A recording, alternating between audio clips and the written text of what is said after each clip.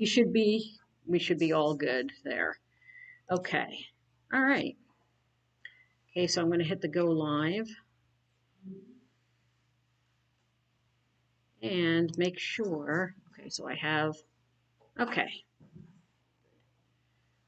Just get this up here. Make sure we have this before I switch back to my Logitech. Okay. So,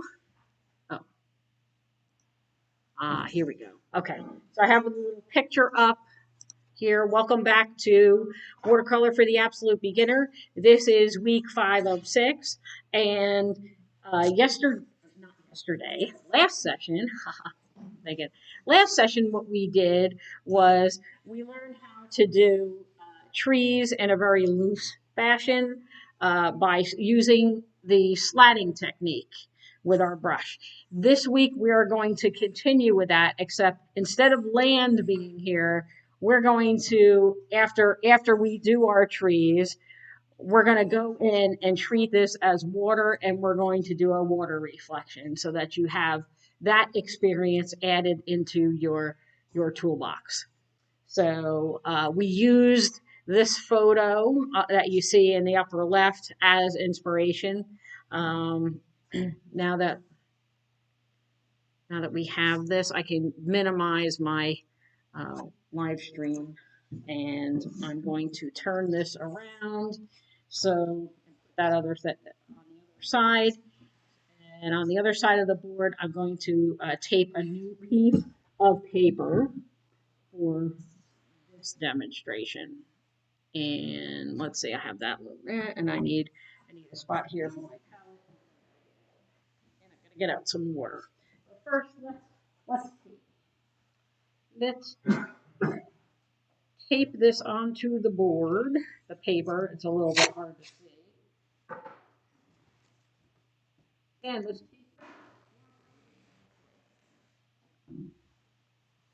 let's go back to here. Okay. And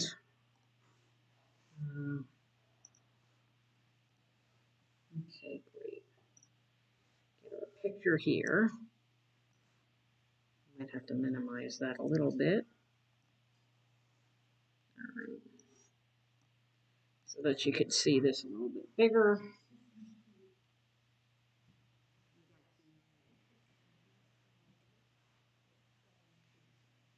After setup.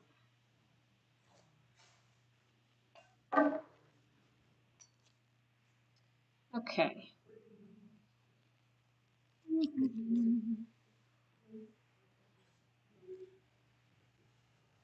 I'm just going to tape the corners. Correct. Yes. The bigger part is going to be sky and trees on the photo. Yes. Because we're working upside down. It's hard to wrap your head around that, isn't it? It'll all be okay. All right. No problem. Okay. All right. So I have that. These papers. I need a couple. And let's see. What do I want to do? Well, as I had already said to a couple of the class here, I want kind of a ragged edge, and I think I'm going to draw a little bit.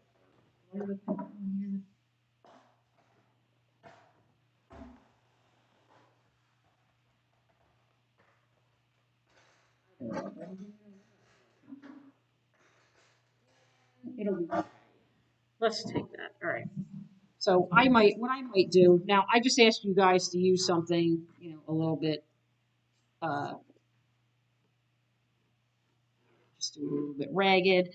But I think that what I might add to this is,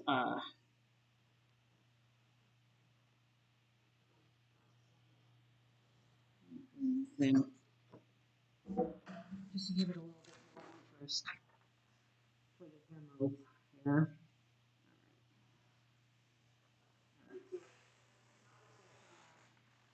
eyes. And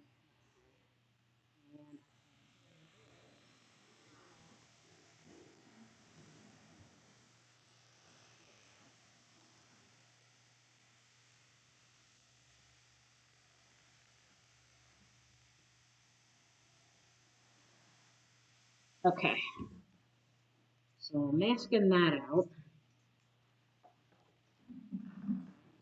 this out. So let's see.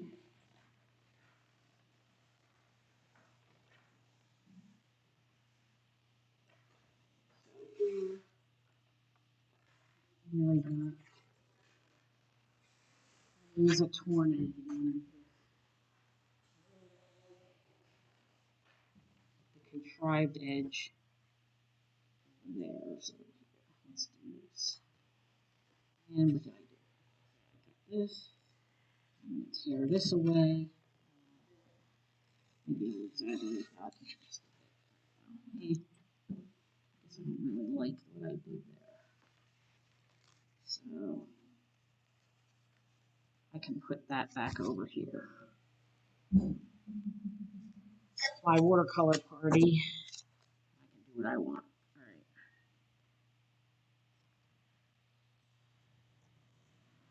right.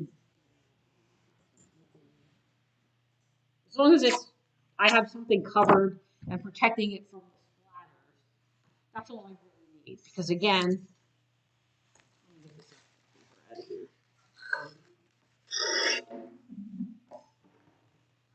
This tape roll, I'm going to flip this around. So what I masked out was what I wanted the water to be underneath.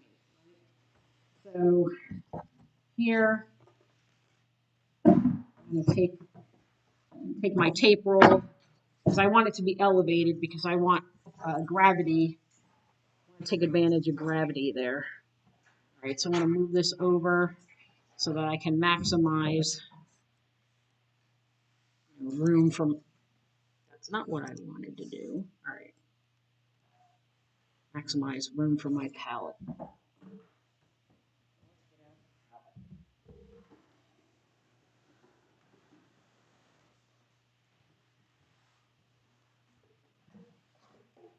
I'm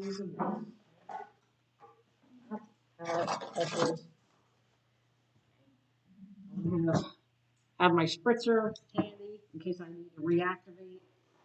I have this brush, and what we need to do again, like last week, we're going to have to mix up colors, pre-mix our colors, and have them ready to go.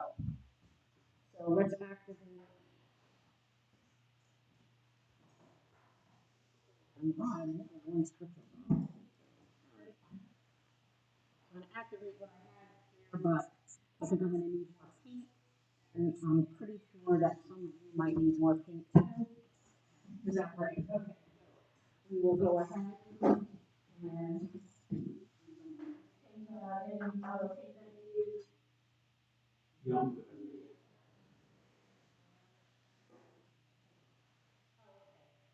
or what? Okay. We're going to try to keep the colors bright as possible. How do you feel?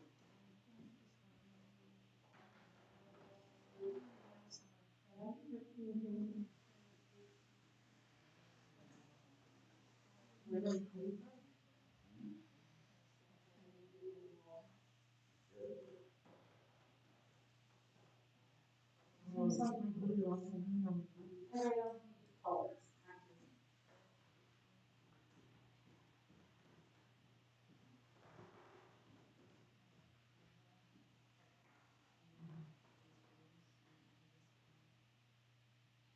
Um,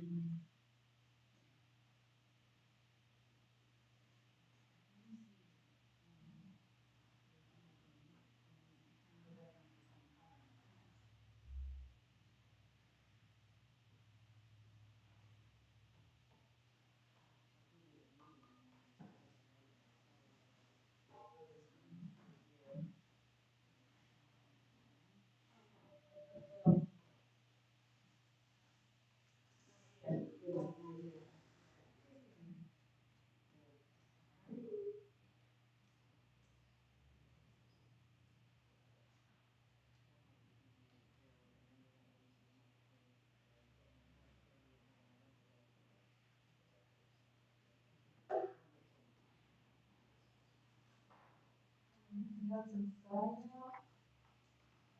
No, we're not gonna do this color, we're just mixing up tree colors right now. Yeah, because remember, we didn't do until after it was done, right? That's what.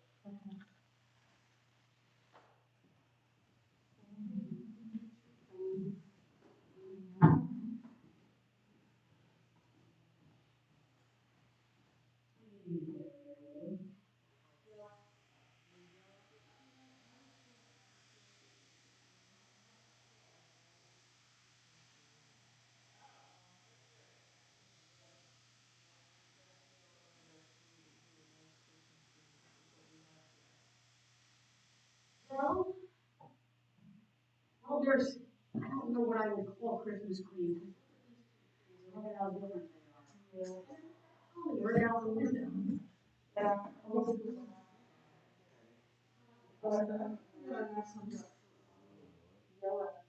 Okay. All of my, okay. Well, wonder green, that's not. We have to use the letters. We can try to those two. And then that won't be in hollow. What is this?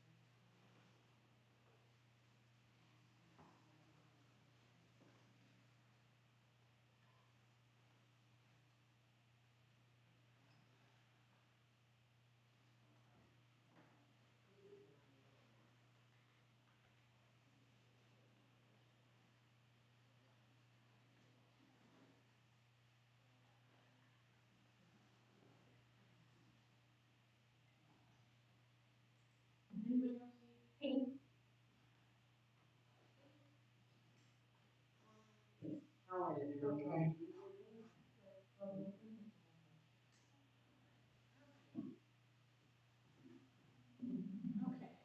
So we're gonna have all of our paints mixed first. Um,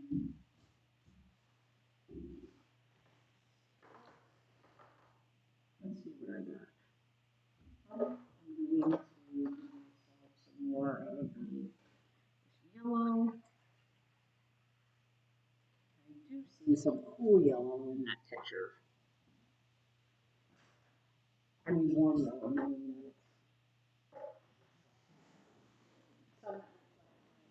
some green in there. And I see some warmer green. So I see two different.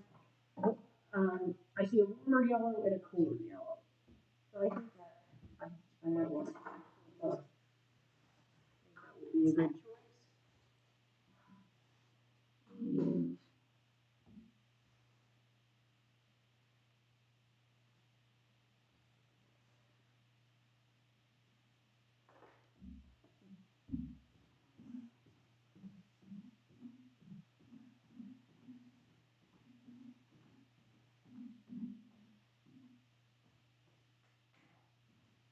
Now, what you're going to want to do is you're going to want to color this. And it's going to get pretty really.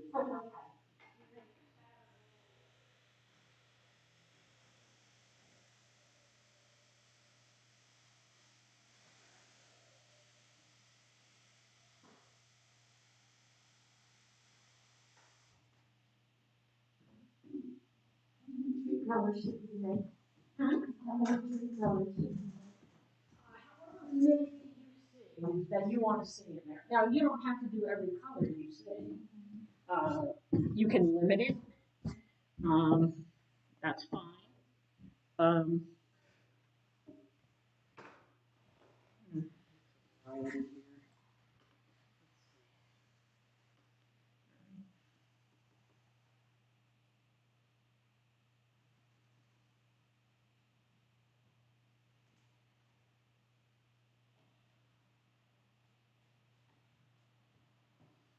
you know, I should probably put that put the picture upside down, right?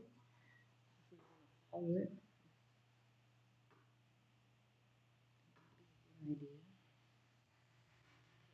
That, yellow.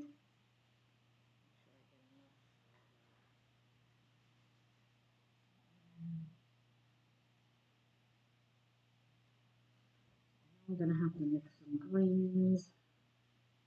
So I'm gonna include some of this warm yellow down here.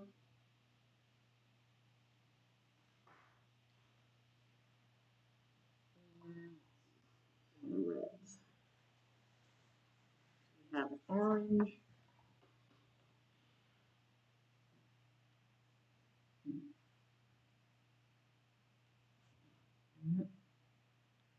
A lot of this warm yellow that I think good. So in order to get, you know, a brighter orange, you want to make sure you mix a warm yellow with a warm red. Okay, so that means that you're going to use either cad red light or the cadmium red, and that's going to give you a really nice fall looking orange as opposed to a muddy orange. If you mix the yellow with the red, it's going to get muddy, and I don't think you're going to like that. The alizarin crimson is the one that looks like wine. Oh. I would say, you know, if you want a more brilliant orange, don't use that red. Use the one you have to that's on your palette. Plus the sunny yellow. Not the lemon yellow, but the sunny yellow. And that will help.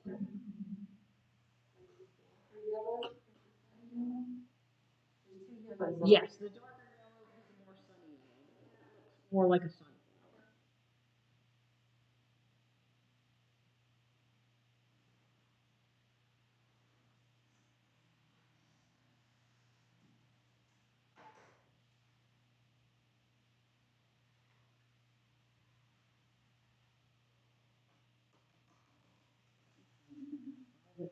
I'm gonna mix it. I'm gonna add a touch of blue to this to make that alizarin a tad more violet.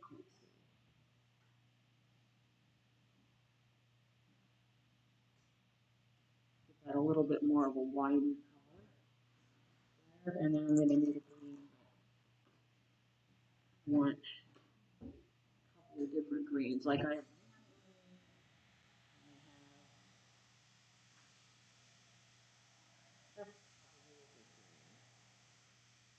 I'm using warm yellow, and I think that gives me a pretty nice green. I can modify it later if I need to, but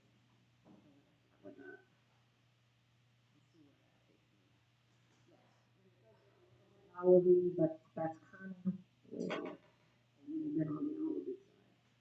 So what I can do is I can go back in, let's see, I can take a little bit more of the blue on one part of the plan.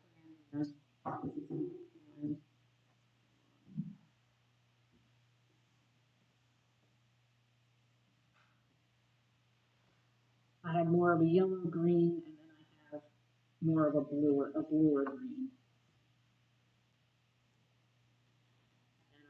And up here, I have the warm yellow and the cool yellow.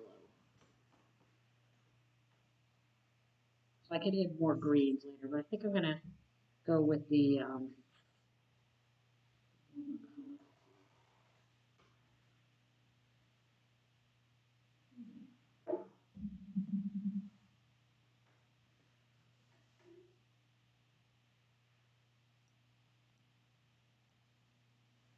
so here, well, I'm gonna make this picture bigger so that you guys can see it better.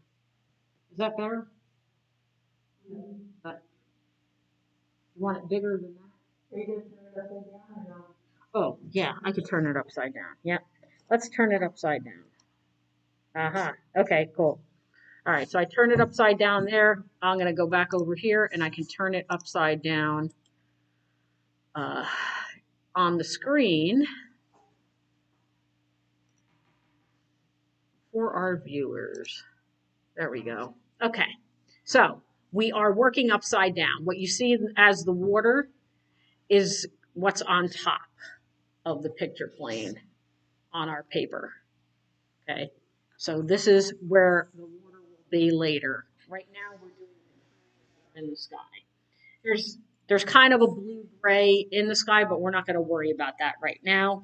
What we're focused on are our trees and making our loose trees first, that loose impression. So we want to make sure that we use some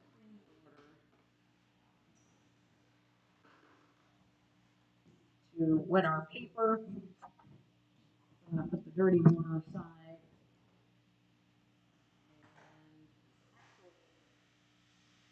And maybe I'll just spritz it a little bit first.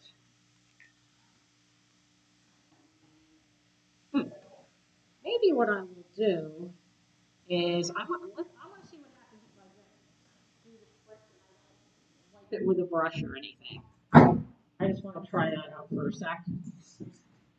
Okay, let me go back to here.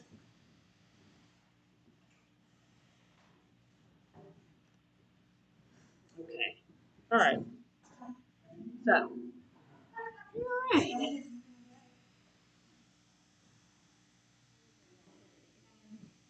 Because this paper is going to dry really quick before I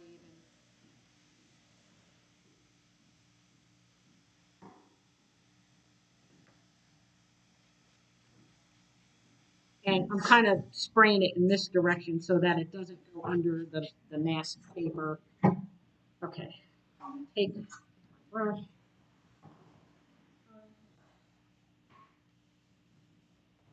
we're going to start slacking here. We're going to start slacking on the trees. I see some yellows there. So now I kind of just spritzed it. I just want to see, you know, doesn't. Um, there might be situations where when I wanted to spread it out, maybe I'll spritz it a little bit more so that it gets all splayed out. But for now, I'm going to work with some of this yellow. I'm going to start with the lightest color value. And then see where that takes me. So let's see. Where do I see some oranges? I can go into that. There.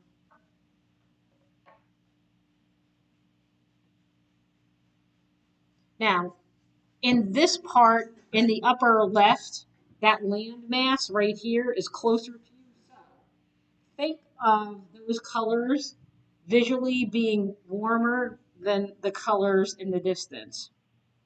So meaning that you're probably going to want to have more warm greens in the foreground and more warm yellows in the foreground and maybe a little bit cooler in the background. And that will help with the illusion of distance.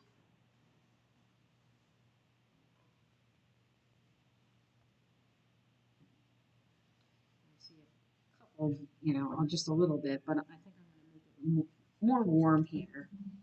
And I think I'm going to activate just a little bit more.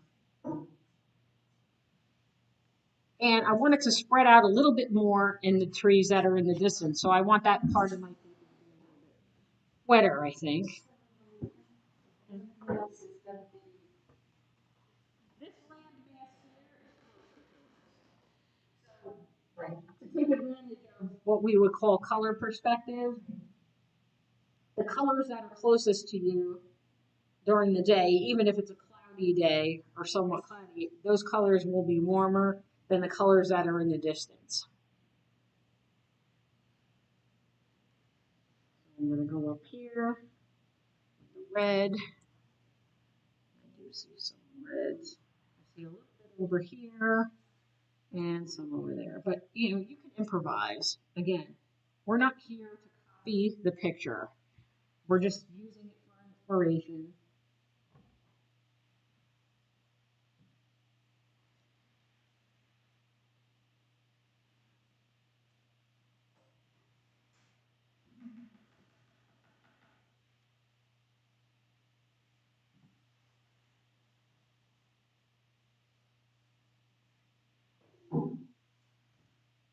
This is getting a little dry. Make sure that in the tree line there, it kind of debates a little bit more. Okay, so it's starting to spread. That's good. Now I have my wine color. See a lot of that here, so let's put that in there.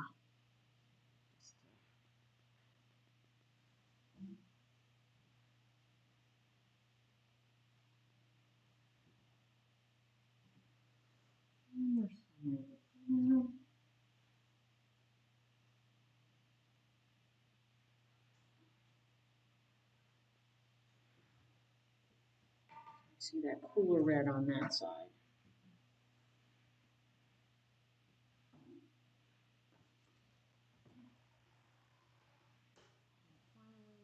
I can get into my greens.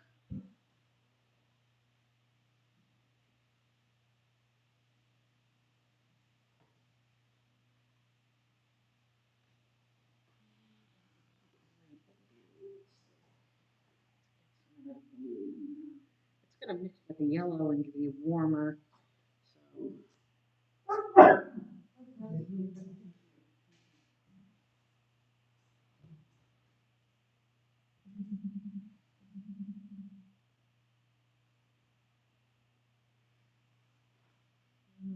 Go ahead.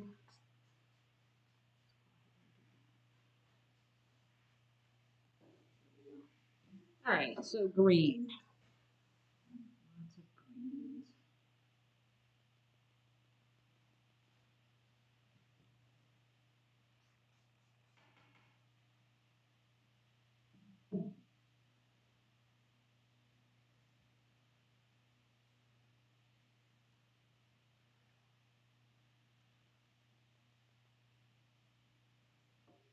Because the green has when it mixes with some of the other colors, it's going to get more muted. You're going to get a more muted green that way. Um, anyway.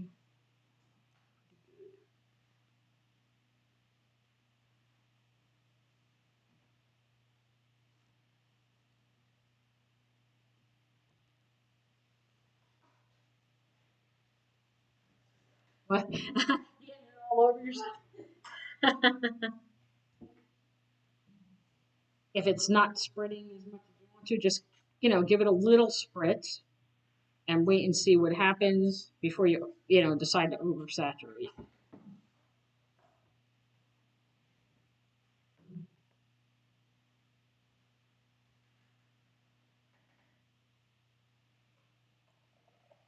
You can see even my palette is well, my palette is pretty it's getting scattered along with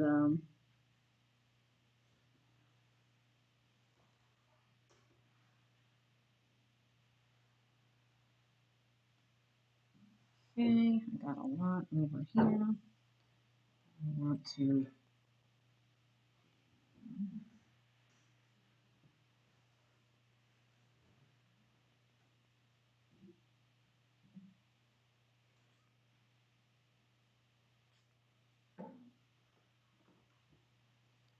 puddle. I can.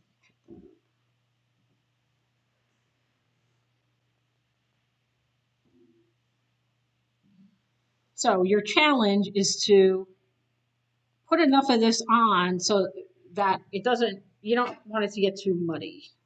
That's probably your biggest challenge, not letting it get too muddy. Go back in and of course we can paint over this.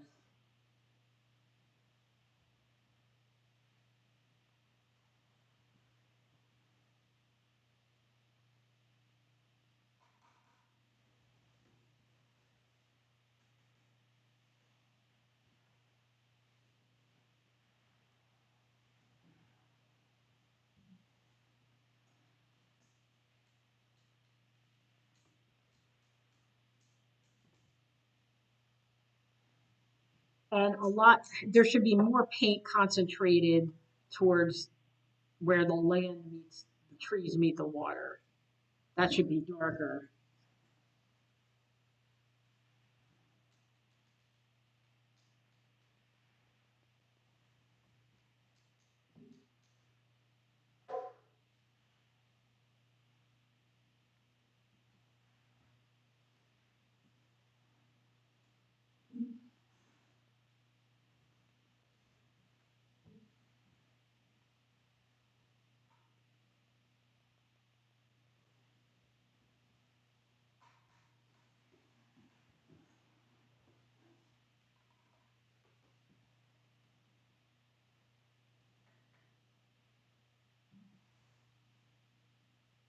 This is like taking piano lessons. This is a whole practice an hour a day or something. Yep, practice.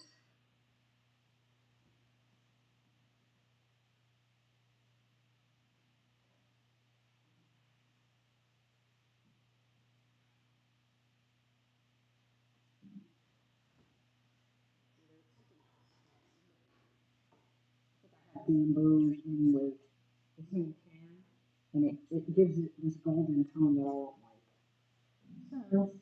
So,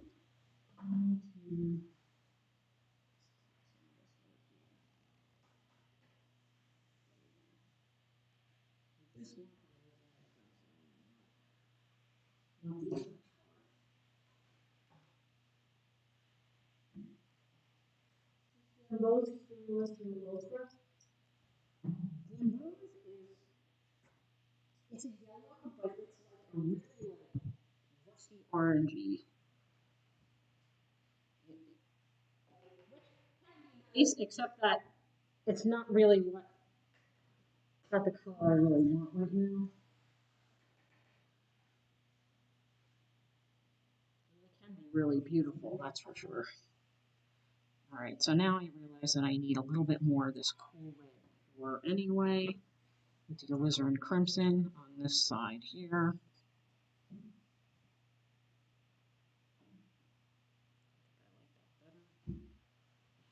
And let's see, let's get a little bit more of it in here.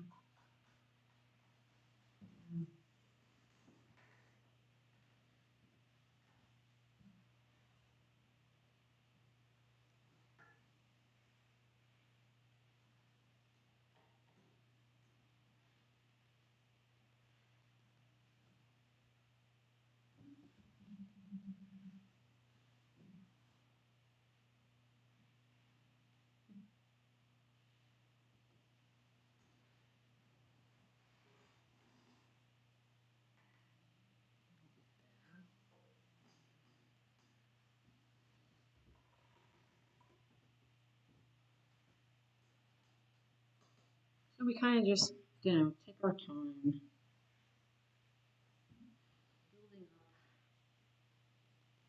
building up our colors.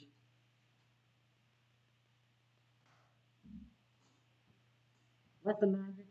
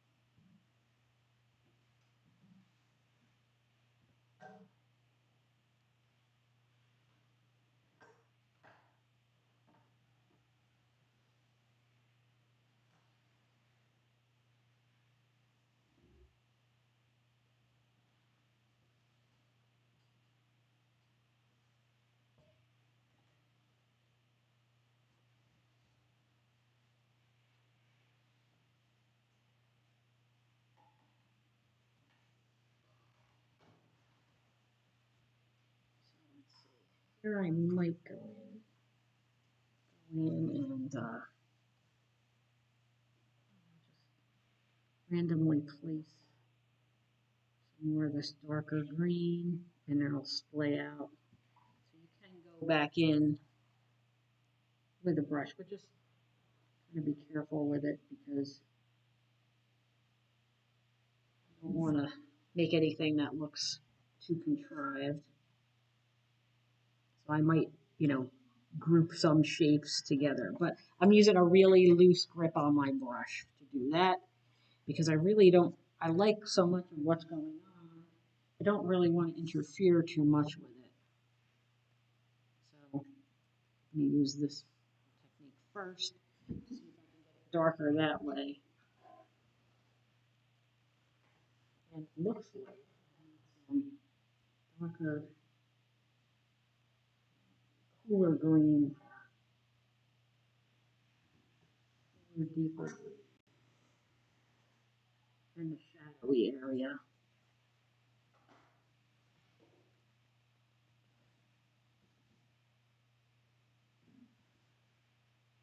Yeah, that'll look okay. I like that.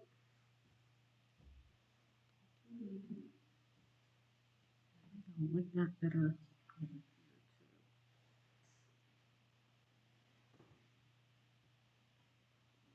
What?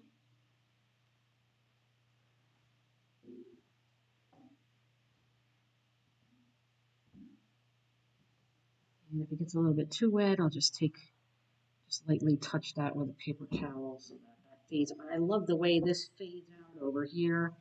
So I have some hard, harder droplets, and then I have softer places where it looks more in the distance and it gets, it looks like it's faded in the distance. I love that kind of an effect.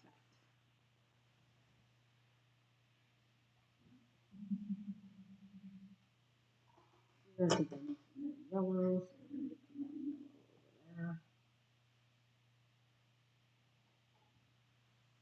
Right in that spot, right there.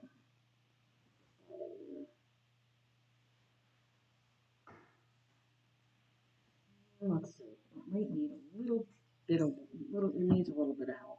So I'll spray it a little. Get that in there. Green. Mix there. We want this feeling of here being closer.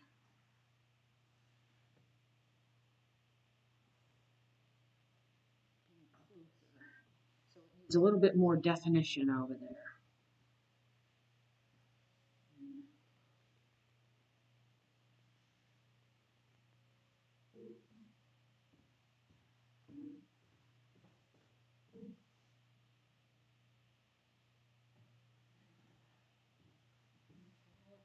A little bit, and then I'm going to take the card or the handle of the brush. I'm going to try to make some kind of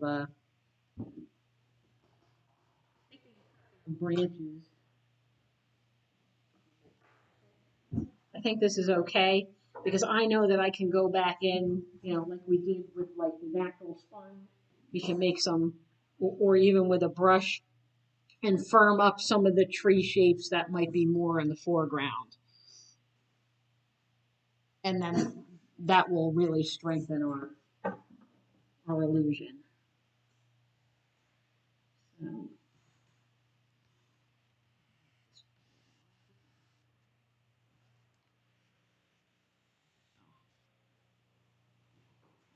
let that dry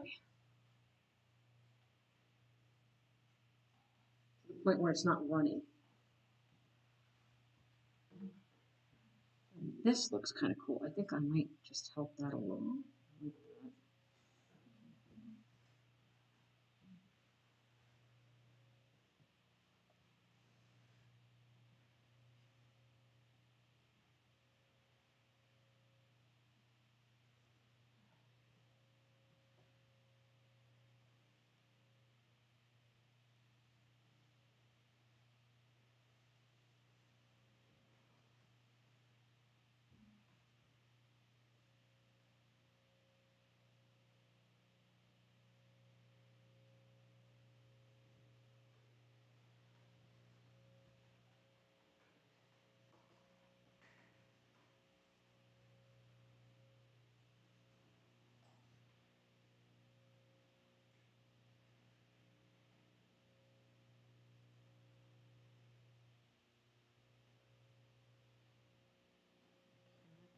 these shadowy areas together.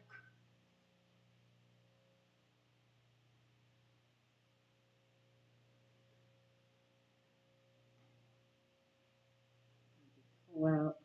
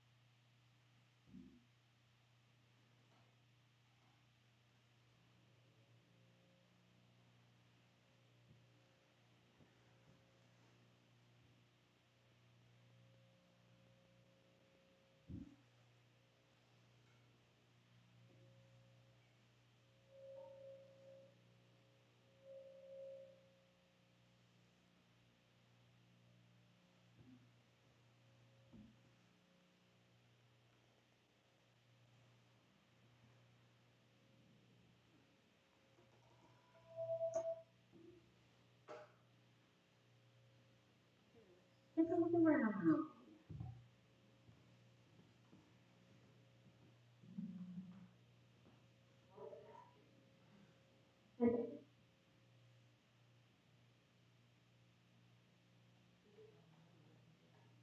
Yeah, it's got a little bit too much. When it dries a little bit more, I would, try, concentrate in some areas to get some of that. Concentrate on. Yeah, or not, actually go in.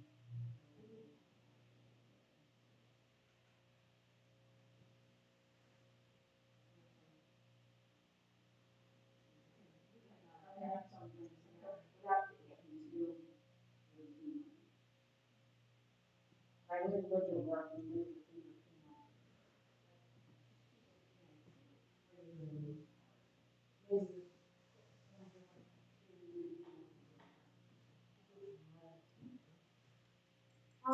It's nice and soft. I think you just need to dry a little bit before you put it away. Sometimes when it's really, really wet, we, it spreads too much. And you need to.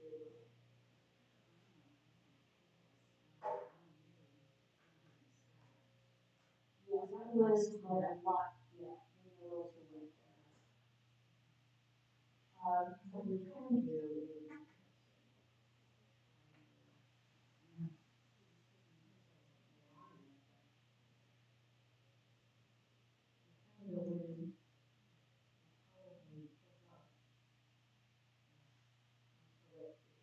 Drawing up that it makes sure that you know so probably put some spaces.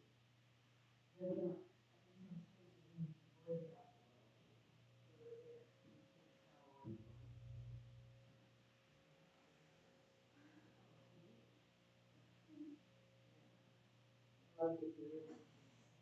Yeah, that's, well, yeah. Take the nasty tape off or really nasty. Yeah. Yep. I'm kind of flipping out here. No. You work it upside down. Okay. Right? Yeah. You don't work upside down. And then you concentrate, which one do you work? This is the five.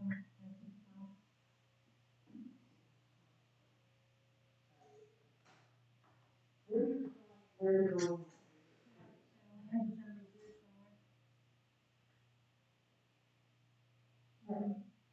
So, if this is your time, so we take this off and go it on.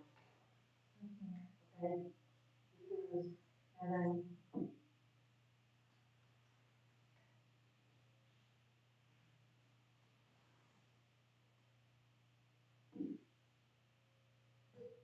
and the idea is to, use the sliding and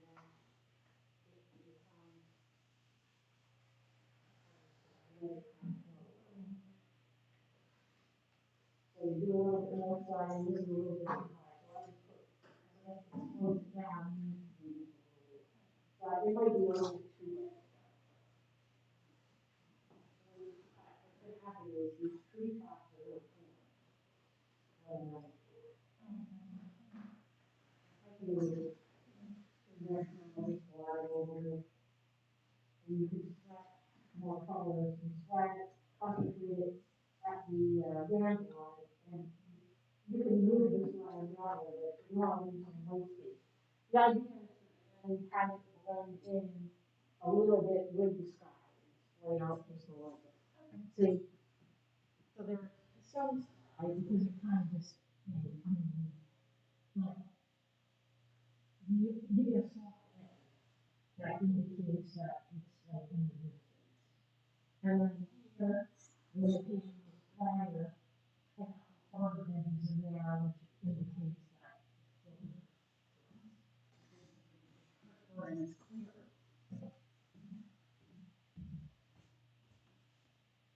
In fact, I think I want to do a little bit more on that side. Get a little bit more definition, because it might not be quite enough. Oh, that's good. I like that better. See, it's starting to dry a little, and now I can still get some softness in there, but I like that. That's okay. That's good. Maybe a little bit more of the yellow here. I'll put that in. And there's a little less definition than over here because it's wet, but a little bit more. So I have some that are really defined droplets, some that are really undefined, and then I have some that are like kind of in the middle. So you have a variety of different spreads. And the reason for that is because the paper has a different level of moisture. The most spread, the large spread, your paper is really wet. To get the least amount of spread, your paper is pretty dry. To get somewhere in the middle, your paper is a little bit wet, but not soaking wet. And this is something that with experience and practice, you'll get to know, you'll become more familiar with the level of moisture in your paper and what your paper looks like at those different moisture levels. If your paper is really shiny, that means a lot of water on there.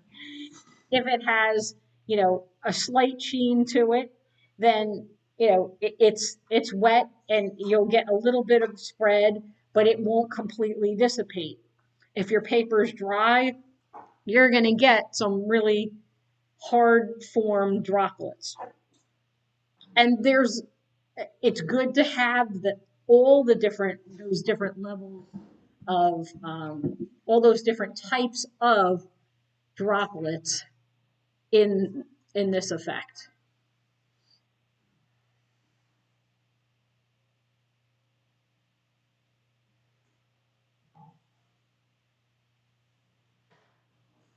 So we let this dry for a bit, and then we can, work on the rest.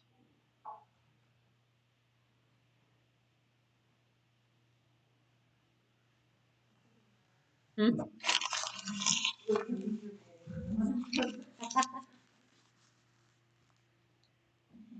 when these trees dry, we can go back into them with a brush and make more defined trees, in some areas like in the foreground. And that will just add to our distance effect with this. Oh yeah,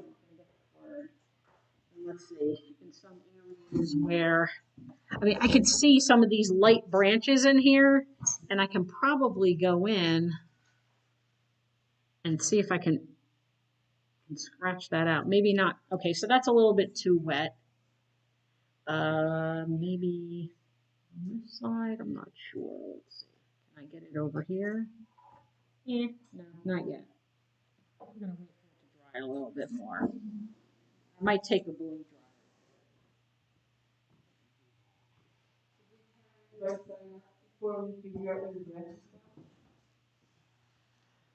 Well, I don't think you need to because you can see where they are upside down. Or you can improvise. Yeah, even if you don't see them, you can improvise. You don't have to copy this again. This isn't to copy exactly, but oh, actually, we could lift the lighter branches. That's another thing that we can do. That would be fun. Is after this dries, you can go in. Remember when I showed you the lifting technique? You can lift out those little branches. So we could do a combination of things. We could do, uh, yeah, we can use this, to get a feeling of branches, but then after it dries, we can also go back in and lift, some of the trunks that look lighter. But, going into this now, I can still get a feeling. As long as it's not so wet that it's falling back in on itself, you can get a decent effect. It's not a technique you want to overuse because again, we're artists. We're just here to suggest things. We're not here to. We don't have to tell the whole story. Yeah. So when you're trying to put the branches in, like removing, so this one, is Mhm. that more down by the landline or up in the Actually, both. both? Well, yeah, both. Okay. I mean, we have, there's underbrush too, and there's branches, so we can get.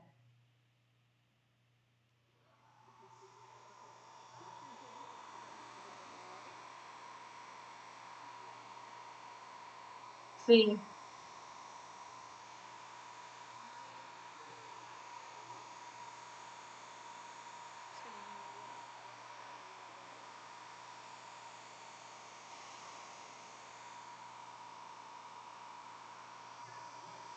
let me turn this off for a second. If you're going to use a blow dryer on any of your watercolors, to help speed up the dry, you should, if your paper is really wet, they, they say to wait at least 15 minutes, like wait 15 minutes before you put a blow dryer to it. I'm okay with that right now.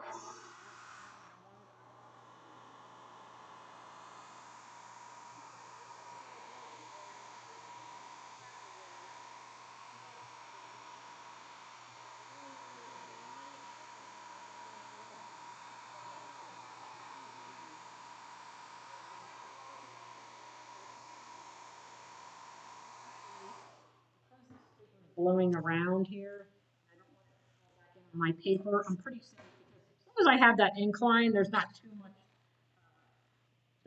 much of a risk of it, going on the paper.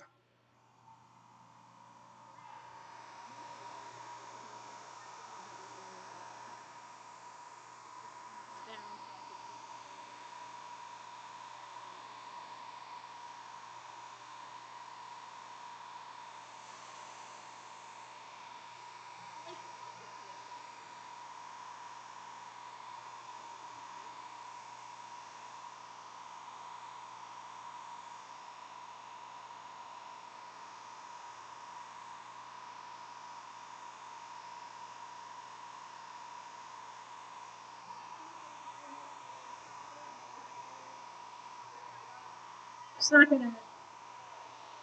It's not gonna.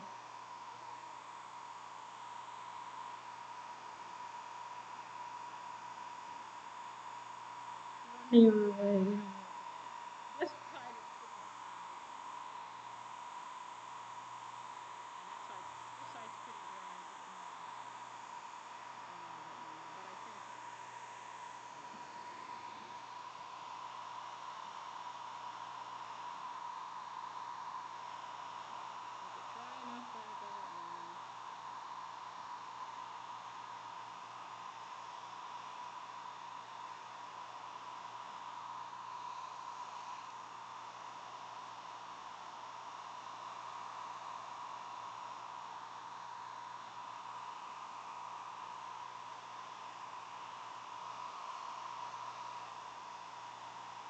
I just love doing this because I end up with something that just looks so peaceful.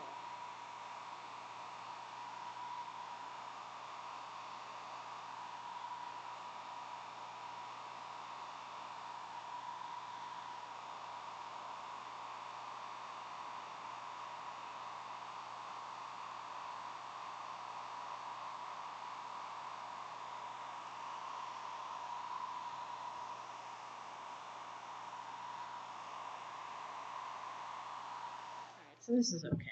All right, so I'm going to take the brush. All right, so I got my, I'm going to turn everything right side up. I'm going to work on, okay,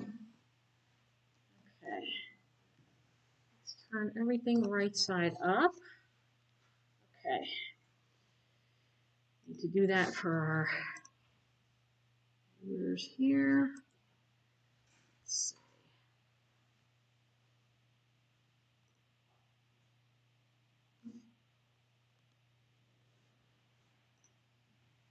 No. I turned the wrong thing 180 degrees.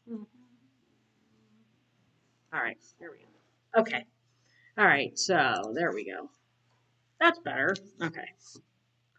Let's get back to business over here. Okay. All right. So now I have this a lot more, lighter, more atmospheric than the reference. That's fine. Some things I might want to, uh, I might want to make this a little less regular. So,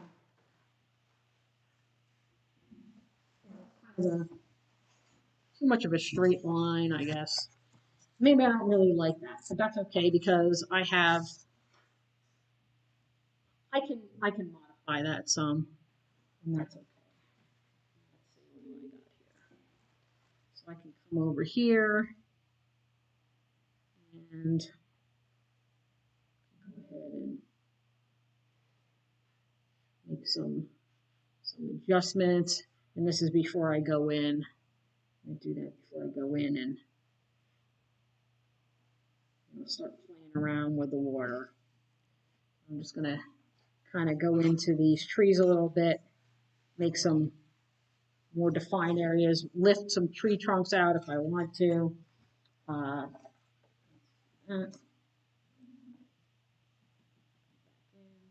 see, make some.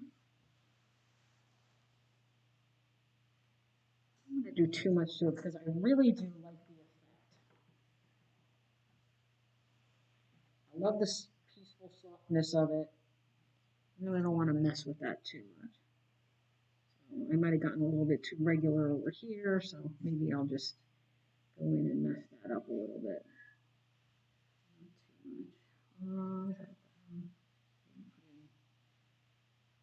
Usually what I like to do is I kind of like to sometimes put in some more darks in some areas.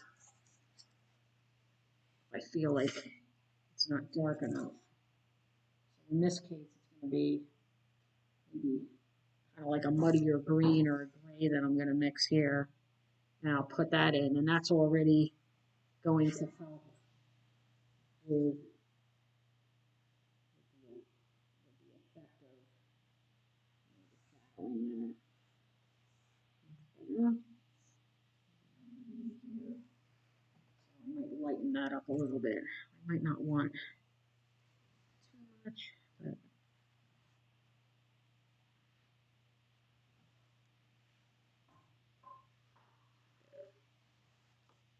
I know up in here, it's a little bit darker, so I can put that in there.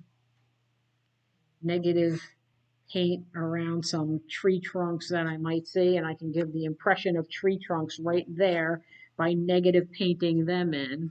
And even over here, maybe, see, I see some tree trunk over here, like tree branches over there that are a little bit lighter, and you can negative paint around that. Negative paint means that you're painting the space around something in order to define it. And in this case, it's an area where, okay, I have some branches that are lighter in color. I'm using a darker color to paint the space around it to make that stand out more.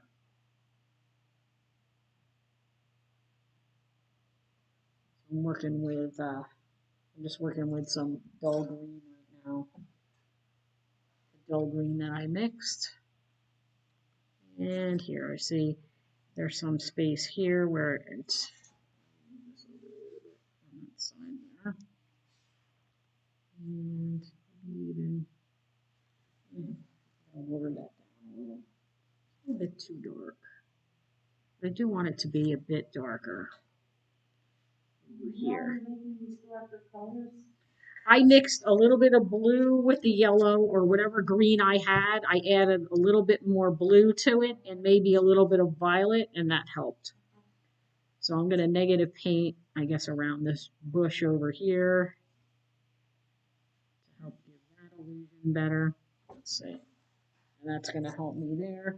So here I'm just going in and I'm, making some modifications to my little design, getting more form into it where it wasn't, where I might not have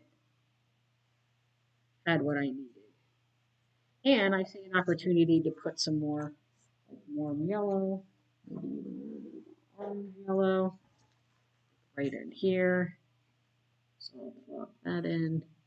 And I know that I had more of that over here.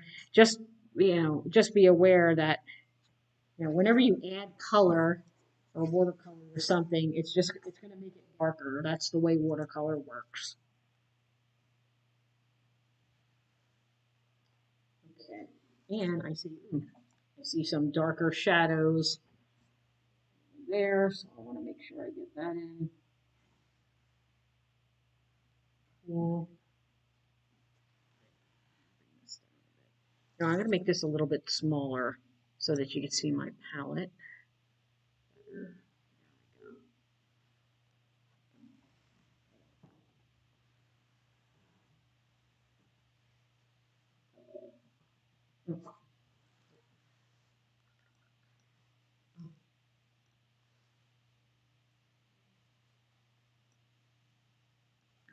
So you see I'm kind of making this kind of muddy green dark color, but it's more of like a shadowy color. So I have like this deep shadow over here that I can put in underneath these bushes and stuff before I go in and later and start to, oh, and even over here, I see some branches over here that I can negative paint a little bit. I can give some impression there, maybe. I think I don't want it to be that.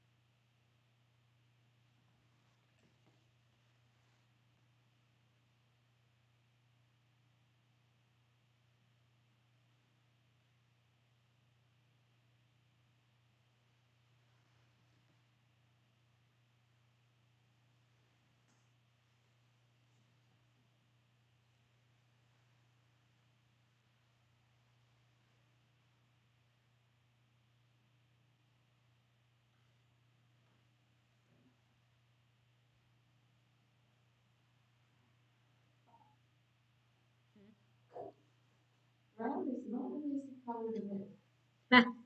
unless you're trying not to. Yeah.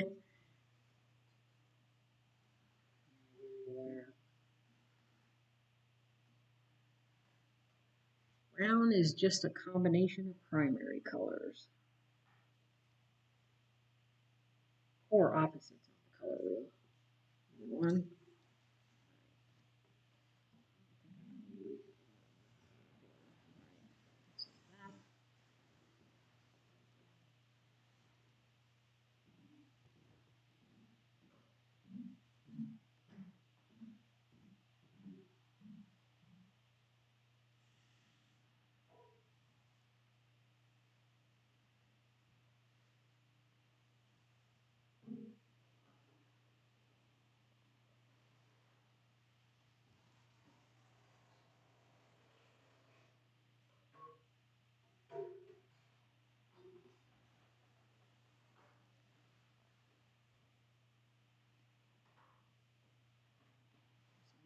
distant type trees in here, so put them in.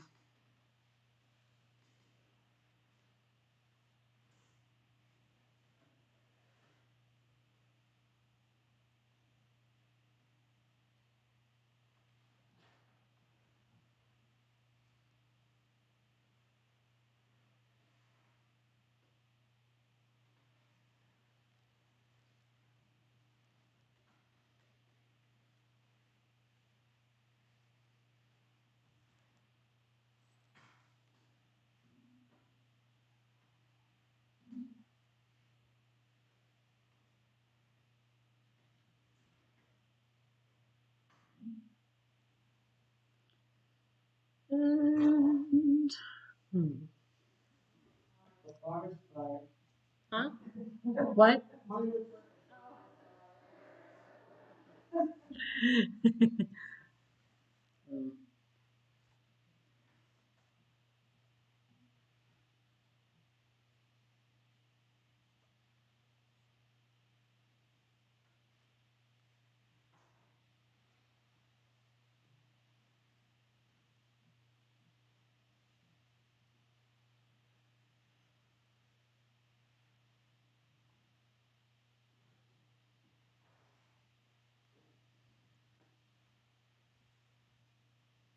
Okay.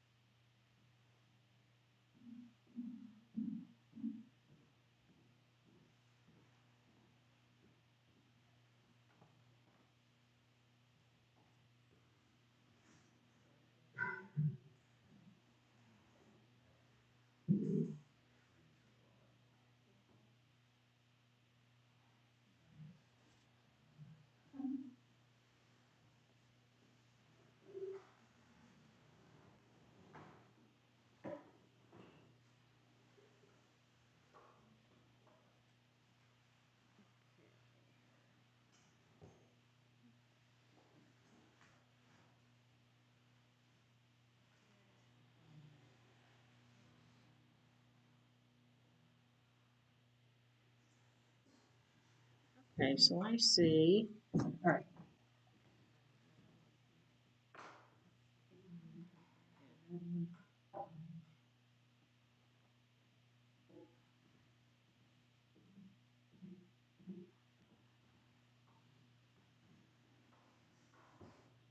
Now, since my sky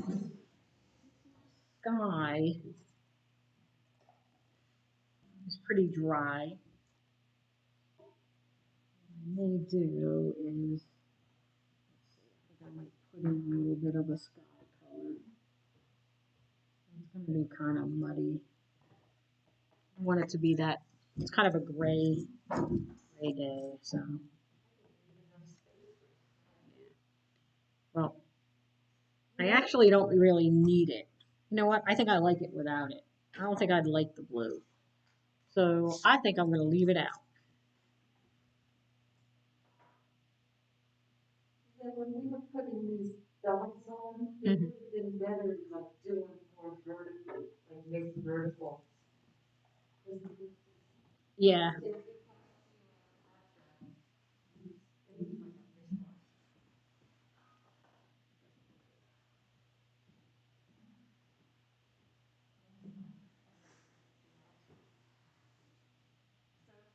The primary colors you'll get.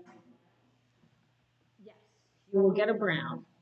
But I think what I want to do first is I think I'm going to lift off. I'm going to take a wet brush since a lot of this is pretty much dry, and I can lift out some of the branches. So remember, you wet it for a count of 10. You can blot it and then kind of like wipe it out. So I got a little bit over there, but not much. Here, it's more like, I have these in the background here, so I think I'll wet those.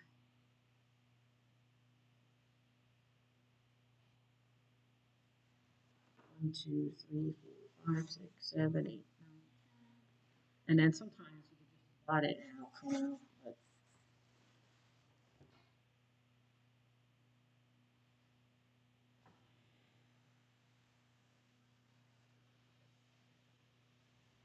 But it should be, really dry. So it might not be a good idea to do that now because most of us probably have really, really wet paper. So I'm going to get some clean water because our next task, and we're going to mix up some of the same colors because our next task is going to be reflecting what's on top into the bottom. And it doesn't have to be a mirror reflection. Just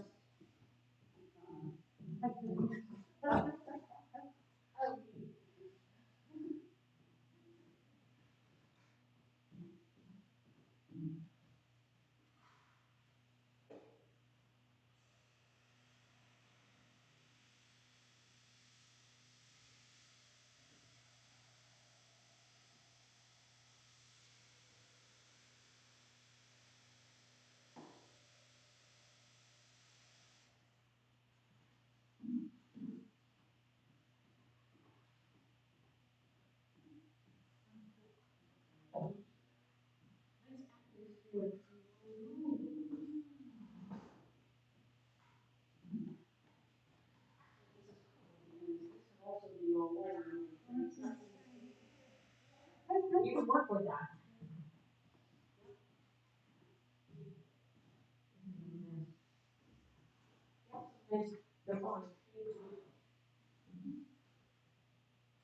It is what it is. Um, I gotta put more color in here to give it kind of matching. Very, yeah, a lot of stuff. We did, like,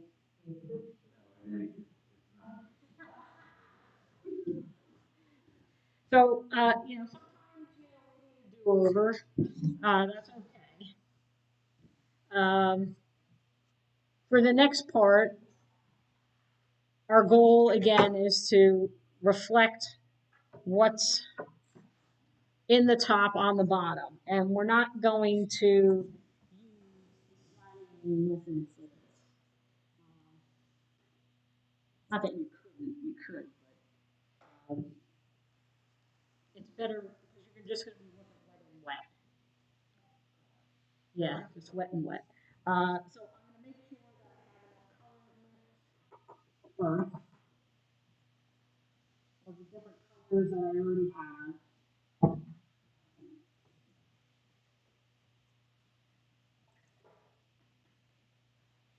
And you'll see there's some deeper, duller shadows in there.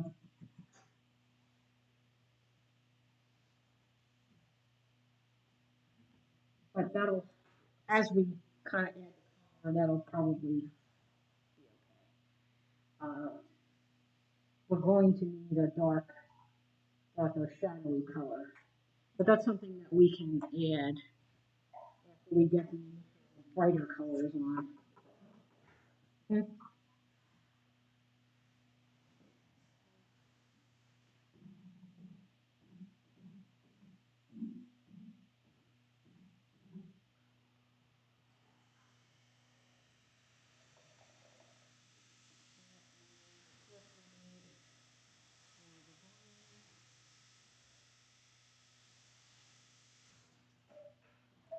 Let's do that. Mix up some more of the green. And I'm just going to stick with the blue and the warm yellow mixture for now. I always add green later. The bigger fluffy brush. And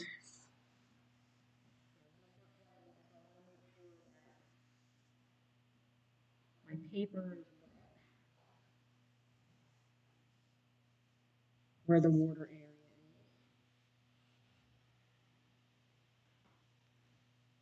Kind of need, I'm using this larger brush because we really need to work pretty fast before the paper dries. But, you can use the spritzer to reactivate whatever gets too dry. It's okay. Now, the thing that we need to keep in mind is that, water's always level, so any kind of brush stroke that shows in water, it needs to be horizontal. Don't go like this with your brush. You always want to be going pretty much horizontal if you're going to put a stroke in there. So I'm going to start by just putting in the colors that I see reflected, from the trees above. So, and I might make loose mirror shapes.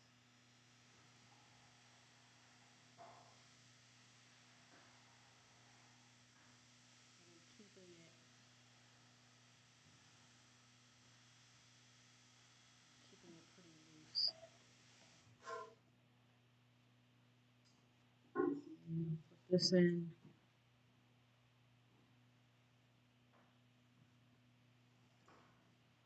And then some of the yellow.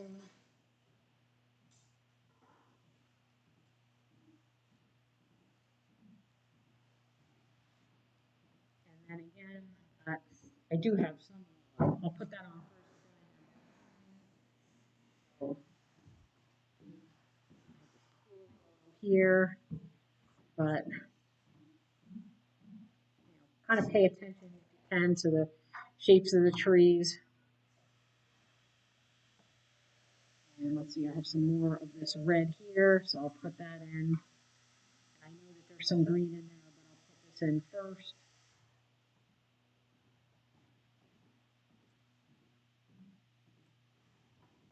Then I'm going to go for the green.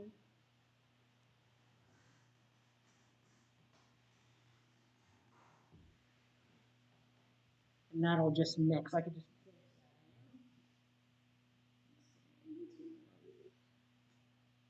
mixed up. See some over here. So I'm kind of just trying to make sure that I have it reflected. And you can lift up if you want, gravity to over a little bit more. You can lift it up so that it gets pulled down more. Here.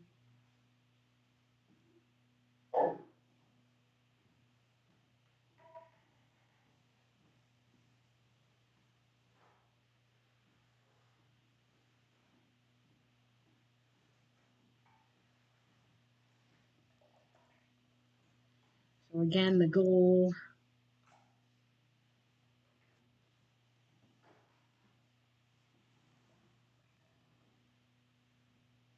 is to reflect the colors in the water.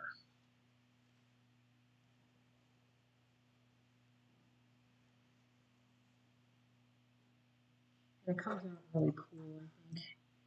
You got a lot of that softness. You see some of this orange down there. So put that in. See some more of the red here. Spritz that.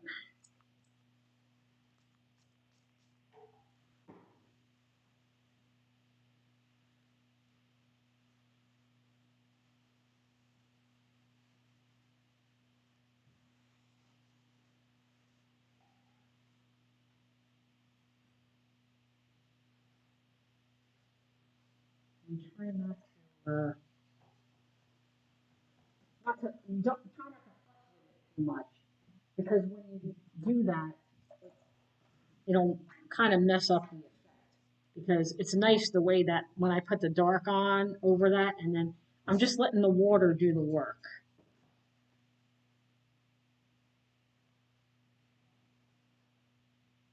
when I put the color on, it's more of like, well, I'm not necessarily really brushing, using my brush really hard or anything. It's more of a, I'm just placing it in the same, in the, same way that it's reflected above. Here I have.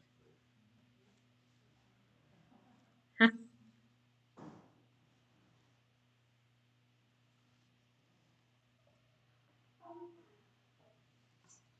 I want that to carry more. I just,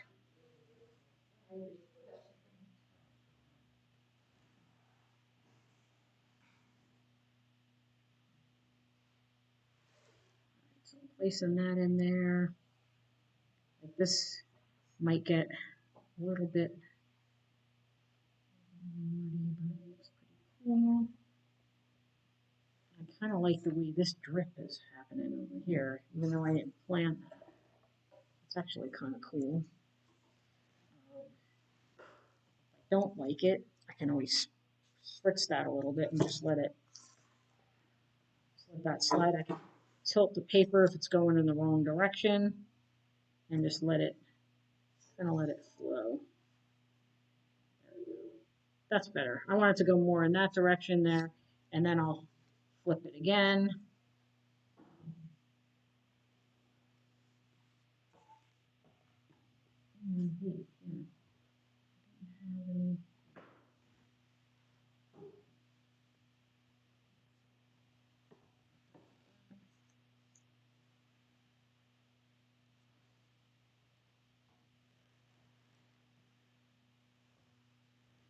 I really kind of like the way that is.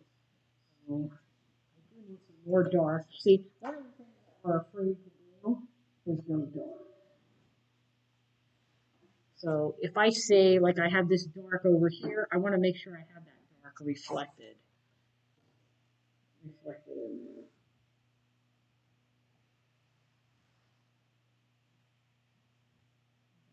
All that dark.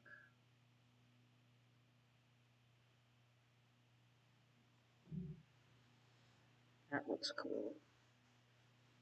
I can go back in where I want some more dark, but I wouldn't go crazy because it's starting to dry. But I see towards that line.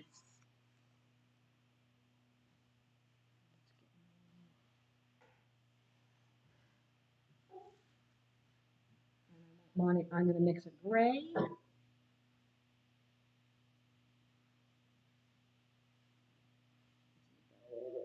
Blue. That means it needs a little bit more yellow. Blue and better.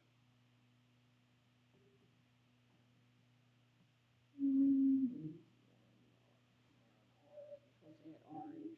Yep. Okay. So here, I want to take the tape off of my paper. Okay. So here, let's see, I see.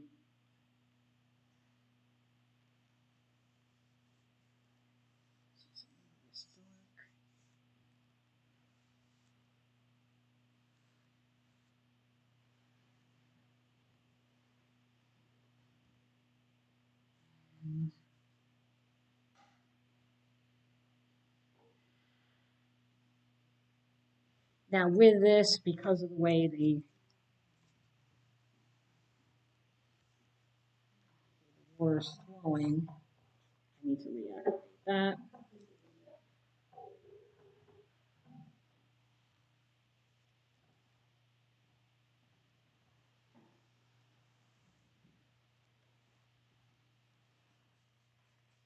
Make sure that this is wet because I go in.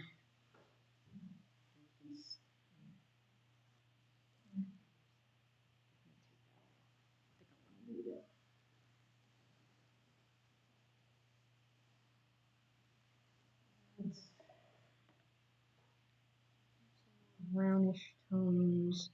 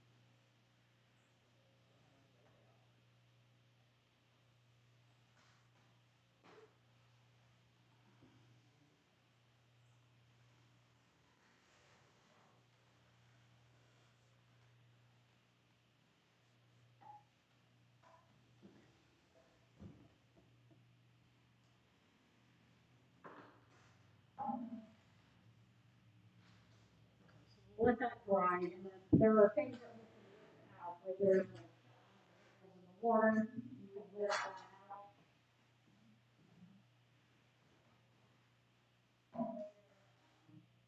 And there's a white highlight along the water. Like a blue and red.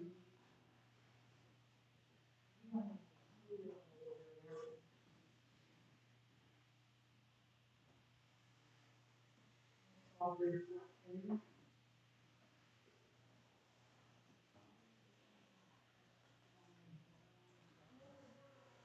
Maybe a little bit darker. So that because usually underneath the trees there on the bottom, there's always rock shadows.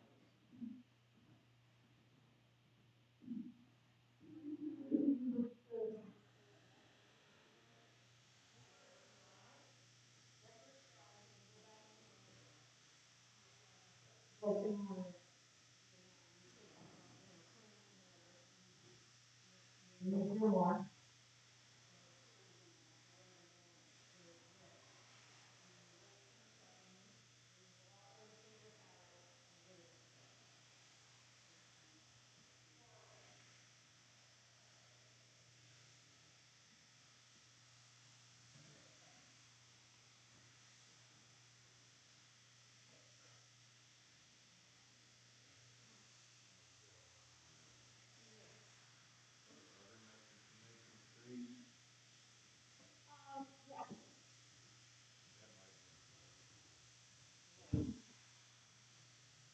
Okay.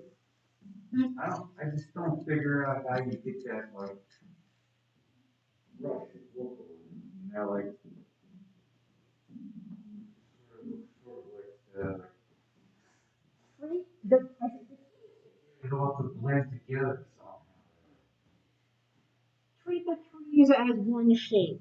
Instead, try not to think of the trees as branches with leaves on them. Think of them as a whole shape. And in this case, if it's a tree line, think of the whole tree line as one shape. And you can kind of wet out. Just Did you touch that with yeah, like some of these I did that? touch. Yeah, I touched with the brush to connect the shapes together.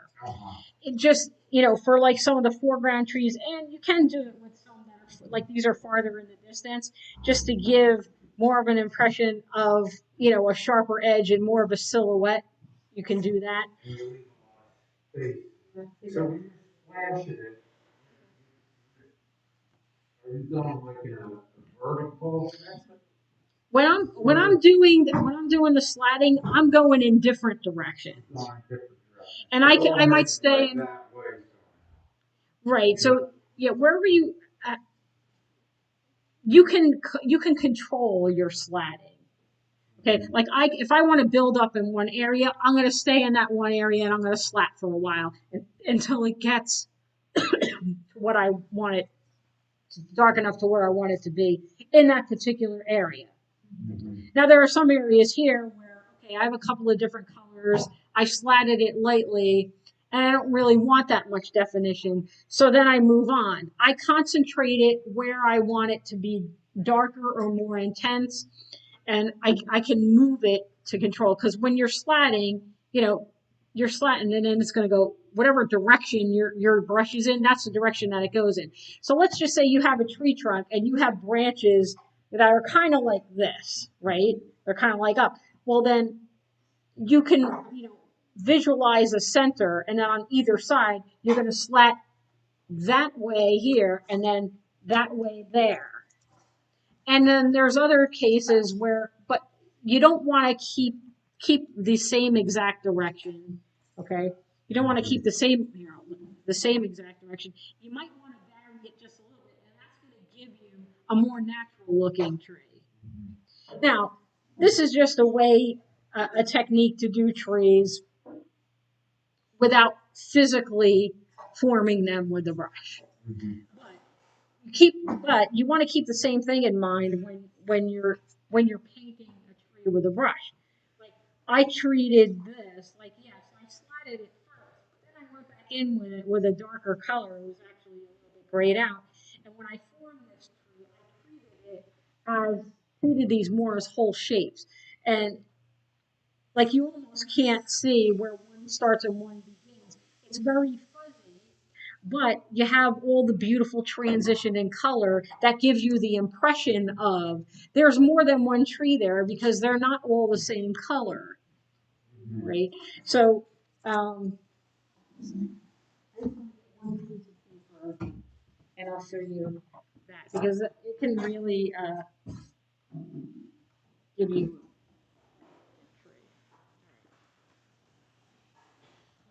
Okay, so um, I guess I'll just use this big brush. Let's just say here, I can draw, like, let's just say that that's a tree line, and this is like a bunch of trees. Okay, I don't know how well you probably can't see it that well, but you will in a second. All right, so I'm gonna mix up a couple of colors really quick, like 3 colors.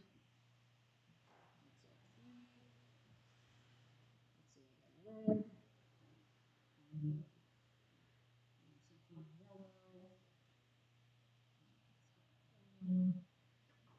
and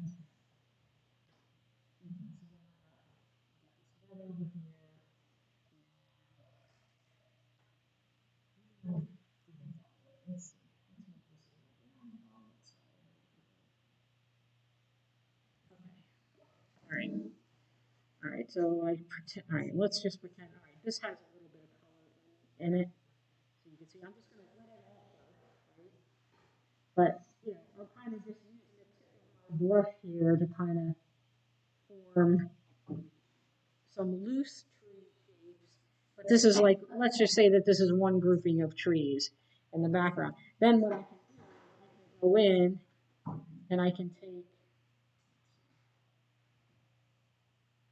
like here's some violet, maybe I'll just make that darker there.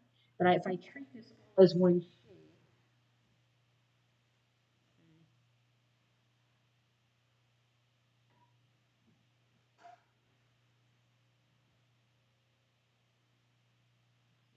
pretend that this is yellow, and then, so then I have some orange here, and then put some red there, and then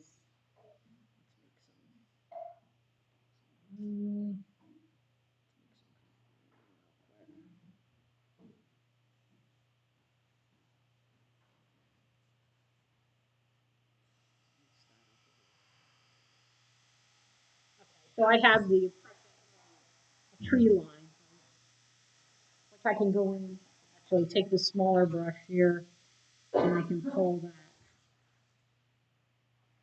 So if you start out thinking of, a tree line more like this, I mean, you could go back in there and you could make some areas darker, some lighter. You can lift out textures, by using the technique that I showed you before. But what's nice about thinking of the trees this way is that when you look at it as one shape, it unifies it so that it's not so choppy, and you recognize that as it's so. Your job as the artist is to simplify. So here we simplified the idea of a tree line. And in a lot of cases, so that makes a great background, right? So I can have more detailed things in the foreground if you decide to. Here I could add some, maybe I'll just add some more green over here.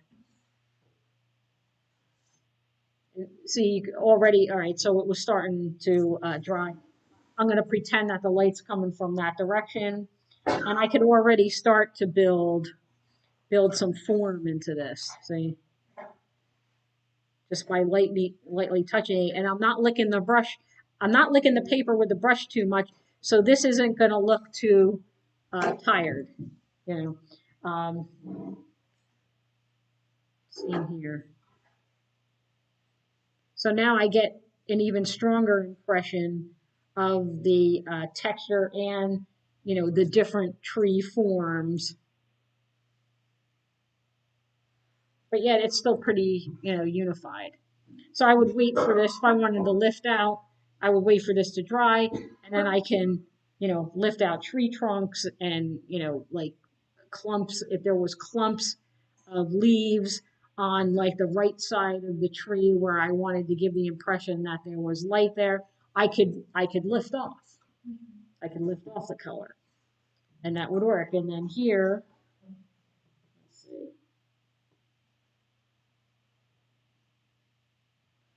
So here is okay. So then, all right. So here's a shadow underneath, like there.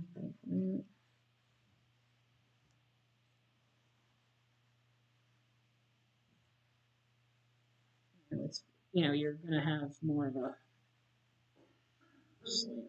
But anyway, that's just the general shadow there, and the shadow's cooler.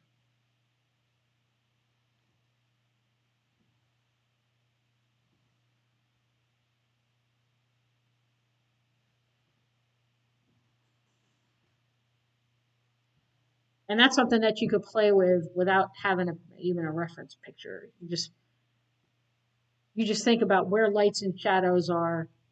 Imagine a tree line, treat it as one shape, and that can help. That can help you make better trees.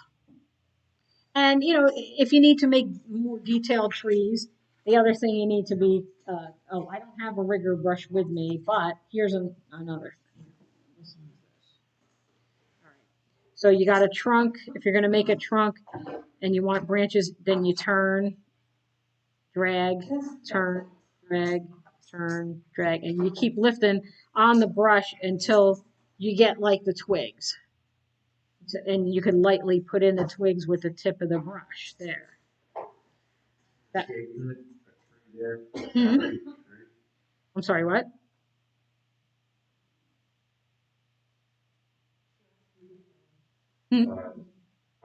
So this would be, like if you wanted to do, all right, here's a winter tree with no leaves. But you could put leaves on that tree. I'm just showing you this because no matter what, even if you go back into this to put some like branches, think of the branches of, normally some of us have a tendency to, we go like this all the time, right? We think of it as curves. It's actually not like that. It's more like angular. And they're a lot more interesting.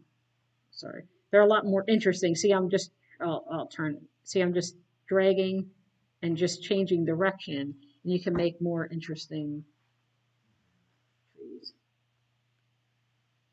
So there's a lot, that's a lot of information right there that you can use about trees in general. But yeah,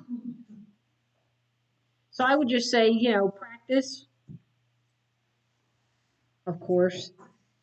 And next week, what we'll do is I'm gonna cut some of that pollen off of that tree out there. And we're gonna do, something holiday, more holiday like. We're gonna get some practice doing some leaves, something living, another living thing that you might be able to use to design your own card.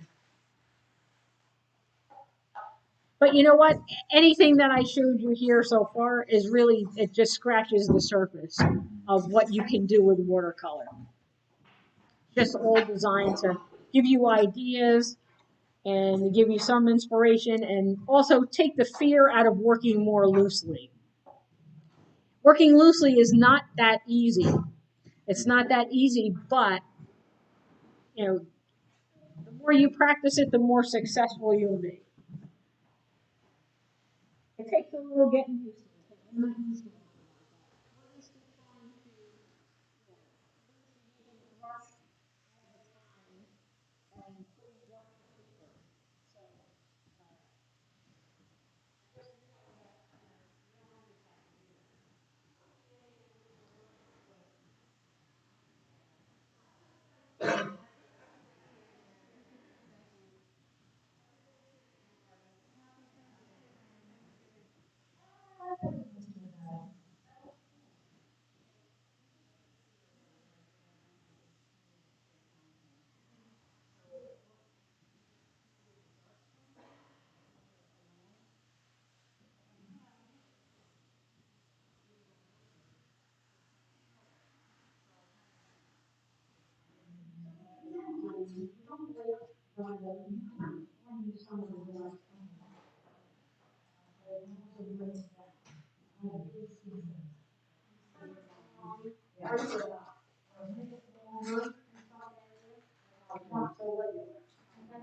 you don't always have to do that.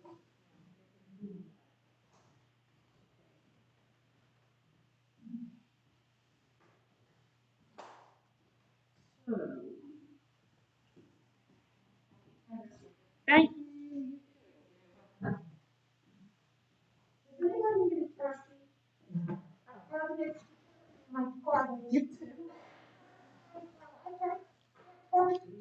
Oh my gosh.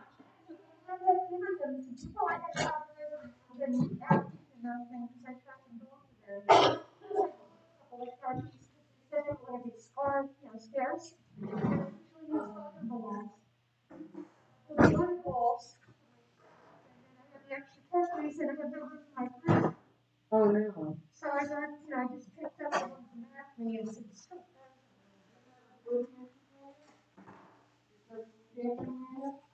I was trying to find one. I got this one called Cesaretti and was up for a long time, but my husband just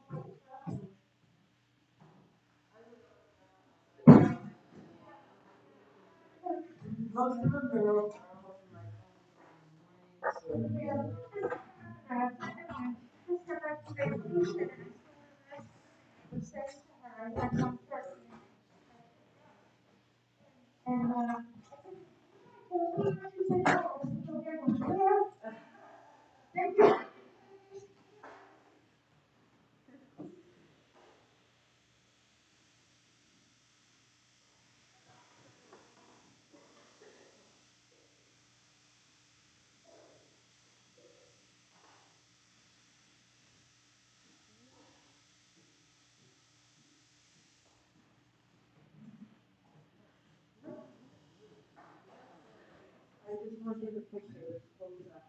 Oh.